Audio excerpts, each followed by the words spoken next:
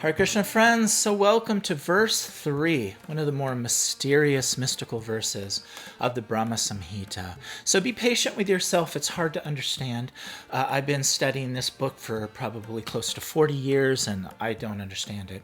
But basically we're trying to paint a picture of Goloka, Svetadweep, which is the area around it, Vaikuntha, all the way down to the material world, and how Brahma appears in the material world, how Brahma becomes confused and starts his hymns and prayers as he has a beautiful vision of Krishna in the spiritual world. And those are the hymns of the Brahma-samhita, which make up the bulk of it around verse 29, Govindamadi Purusham Tamaham Bhajami.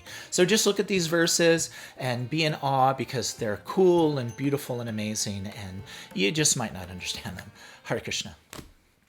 Hare Krishna friends, so here we are, very mysterious, mystical verse. Let's dig right in. And we're going to use the study guide to go through the Sanskrit because I have it set it up line by line. The first line is Karnikaram Mahadiyantram. In the center of this lotus, if we remember, Gokula, Goloka is 1,000-petaled lotus. And in the center of the lotus, right here, is Krishna's abode. That's where Krishna engages in his pastimes. In this beautiful, spiritual, transcendent figure of a lotus, created by a spark of Krishna's creative energy called Ananta. And this line says, in the center of this lotus is a Mahadiyantram.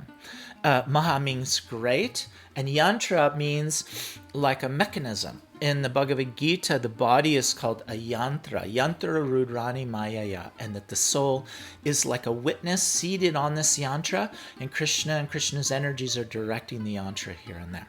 So yantram can also mean like this shape, which we've seen. Maybe you've seen a yantra in some kind of yajna or at a temple or something like that. In this case, it's saying that it's like a mechanism.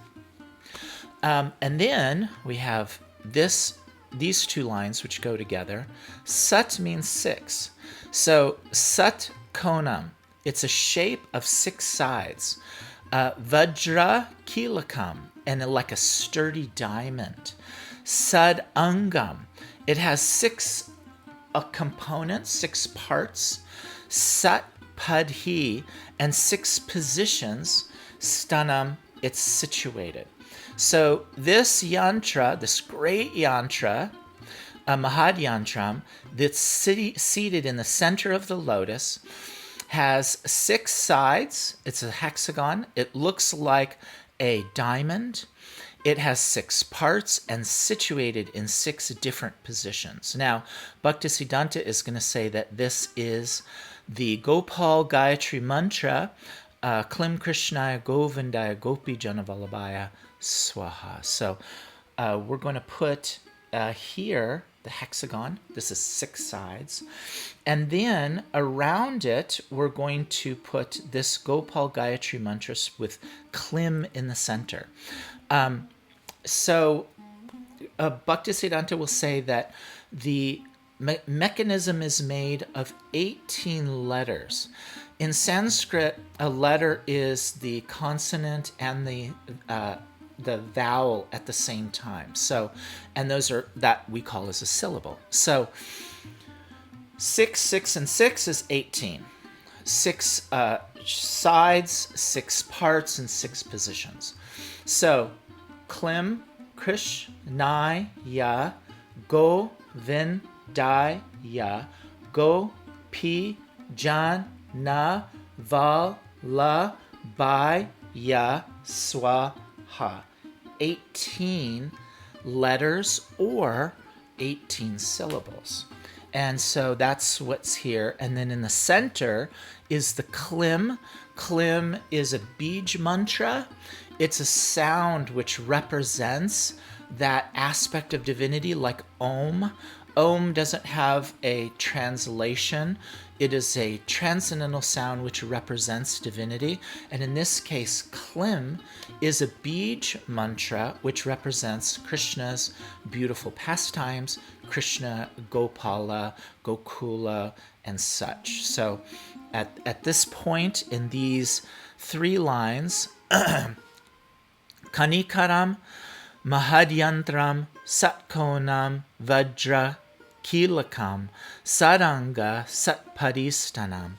We have this yantra, which is Klim Krishnaya, Govindaya, Gopi Janavalabhaya, Swaha. Hare Krishna. So now moving forward, we have Prakritya Purushena Cha. Purushena means the person, so the person of Krishna. And Prakriti means the power, the Shakti, the divine energy of Krishna. Krishna says, Prakriti Kriyamanani Gunai Karmani Sarvasyaha in the Bhagavad Gita. Means that Prakriti, his divine energy, is running the show, doing everything. So here I have it as material nature. As we see, as we move forward, there's many different names for different aspects of this divine energy. Rama Devi is the pleasure potency. Krishna is called Atma Rama, which means he's self-satisfied. So that satisfaction is called Rama with a little hyphen over the A, not the Rama from the Ramayana. Also, Yogamaya is Krishna's Prakriti that engages all the devotees in pastimes with Krishna and makes like a theater for Krishna's engagement. Then there's Maya, which is also Krishna's energy, and that illusion, which is Durga, Kali, Maya, puts us in the center and hides Krishna from our view. That's the deluding material energy. So this line says, Prakriti Purushena Cha, that in this place is Prakriti, Krishna's nature, energy, and Purushena, Krishna himself, the person. Now let's read Bhaktisiddhanta's translation. The whirl of that transcendental lotus is the realm wherein dwells Krishna. It is a hexagonal figure, the abode of the indwelling predominated and predominating aspect of the Absolute, Prakriti and Purushena. Like a diamond, the central supporting figure of self-luminous Krishna stands as the transcendental source of all potencies. The holy name, consisting of 18 transcendental letters, the Klim Gayatri Mantra, Klim Krishnaya Govindaya Gopi Jana Vallabhaya Swaha, is manifested in a hexagonal figure with 6-fold divisions. Okay, so that all makes sense now that we kind of went through line by line, word for word, and made the little diagram. Okay, friends, let's go through some of Bhaktisiddhanta's purport. So the beginning of this purport, he says, the transcendental pastimes of Krishna are twofold, viz. Manifested and non-manifested. Means they always exist, or whether you can be visible and see them or not. The pastimes in Vrindavan, visible to mortal eyes, are the manifested Leela of Krishna, and that which is not visible is non-manifested Leela of Krishna. The non-manifested Leela is always visible in Goloka, and the same is visible to the human eyes in Gokula if Krishna desires it. So if I roll my dice, again, this is the absolute truth. This is all of Krishna in his full Godhead. And I roll the dice and I see, like here I see number 5. That doesn't mean none of the other numbers don't exist. They're just not manifest. It's not what is present before me. In Gokula, I only see what's manifest before me. In Goloka, all the numbers are manifest. That's the amazing mystery of the transcendental nature of Goloka. In his Krishna Sandarbha, Sri Jiva Goswami says, and we're going to read that here in the study guide. Invisible pastimes are expressed in Krishna's visible activities, and Goloka Leela is the visualization of Krishna's invisible pastimes from our earthly perspective. Again, Goloka Leela, we can see all of Krishna's pastimes, and then in Gokula, we see the ones that Krishna wishes us to see. This is also corroborated by Sri Rupa in his Bhagavatamrita. The progressive transcendental manifestation of Gokula is Goloka. So Goloka is the self-same majestic manifestation of Gokula. The eternal pastimes of Sri Krishna, although not visible in Gokula, are eternally manifested in Goloka. Goloka is the transcendental, majestic manifestation of Gokula. Pretty clear. Okay, friends, so for the rest of this purport, I'm just going to quickly paraphrase it. It's pretty complex. Bhaktisiddhanda gets into a lot of detail about the mantra, but for our purposes, the study and overview, I don't think it's important that we spend a lot of time on this. So, so you may ask, if it's up to Krishna of when and how we see his Leelas, what can we do to encourage Krishna to show us those Leelas? And so there's basically two things that we can do according to this verse, and that is through the quiet recitation of liberating, self-dedicating spiritual sounds as mantras like Klim Krishnaya Govindaya Gopi Jana Vallabhaya Swaha, or Hare Krishna, Krishna Krishna, Hare, Hare Rama, Rama Rama, Hare Hare. By reciting these mantras, it encourages Krishna to give us the blessing and mercy to view his pastimes. And the second thing is, just through the spontaneous outflow of heartfelt spiritual love for Krishna. So engaging in devotional service through study, bhakti, engaging with sadhus, going to holy places, engaging in bhakti, one develops a love for Krishna, and through that love, that encourages Krishna to show us his beautiful transcendental pastimes. And so when we scroll down a little bit here, we get into this mantra.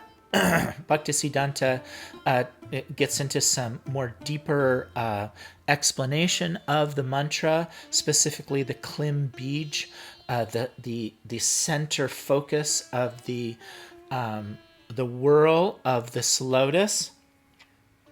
And then when we get further down, it says here, broadly speaking, the meaning is that if someone wishes to delve into the mystical exploits of Krishna, they should practice his divine service while cultivating knowledge of devotion towards him.